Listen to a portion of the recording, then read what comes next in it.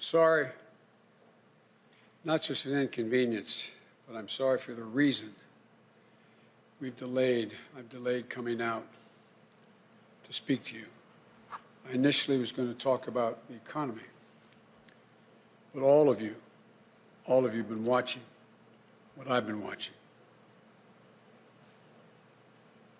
At this hour, our democracy is under an unprecedented assault, unlike anything we've seen in modern times. An assault on the citadel of liberty, the Capitol itself. An assault on the people's representatives and the Capitol Hill police, sworn to protect them, and the public servants who work at the heart of our republic. An assault on the rule of law like few times we've ever seen it. An assault on the most sacred of American undertakings, the doing of the people's business. Let me be very clear. The scenes of chaos at the Capitol do not reflect a true America, do not represent who we are. What we're seeing are a small number of extremists dedicated to lawlessness. This is not dissent. It's disorder. It's chaos. It borders on sedition. And it must end now. I call on this mob to pull back and allow the work of democracy to go forward. You've heard me say before in different contexts, the words of a president matter, no matter how good or bad that president is. At their best, the words of a president can inspire. At their worst, they can incite.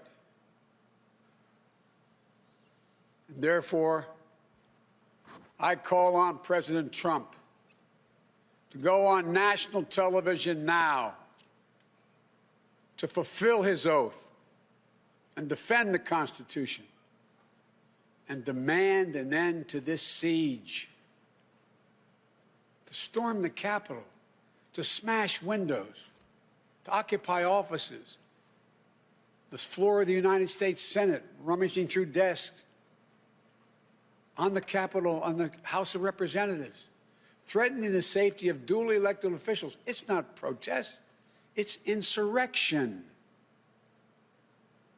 The world's watching. Like so many other Americans, I am genuinely shocked and saddened that our nation, so long the beacon of light and hope for democracy, has come to such a dark moment.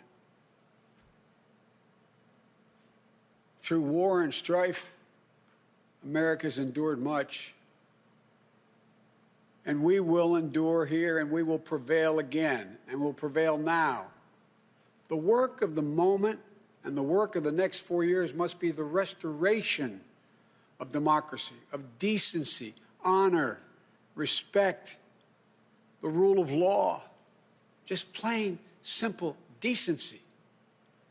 The renewal of the politics. It's about solving problems, looking out for one another, not stoking the flames of hate and chaos. As I said, America's about honor, decency, respect, tolerance. That's who we are. That's who we've always been. The certification of the Electoral College vote is supposed to be a sacred ritual, which we affirm. The purpose is to affirm the majesty of American democracy. But today's reminder, a painful one, that democracy is fragile, and to preserve it requires people of goodwill, leaders with the courage to stand up, who are devoted not to the pursuit of power, or the personal interest pursuits of their own selfish interest at any cost, but of the common good. Think what our children watching television is thinking. Think what the rest of the world is looking at.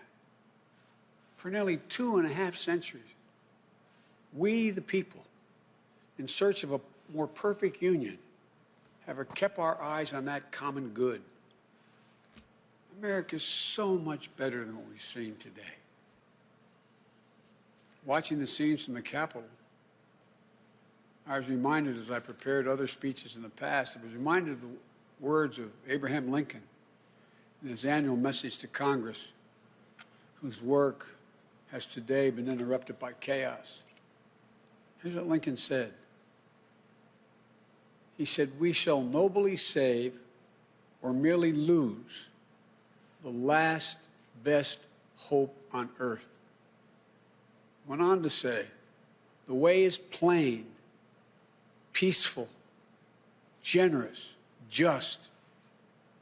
A way which, if followed, the world will forever applaud and God must forever bless." The way is plain here, too. That's who we are. It's the way of democracy, of respect, of decency, of honor, and commitment as patriots to this nation. Notwithstanding what I saw today and we're seeing today, I remain optimistic about the incredible opportunities. There has never been anything we can't do when we do it together. And this god-awful display today is bringing home to every Republican and Democrat and Independent in the nation that we must step up. This is the United States of America. There's never, ever, ever, ever, ever been a thing we've tried to do that we've done it together. We've not been able to do it. So, President Trump, step up.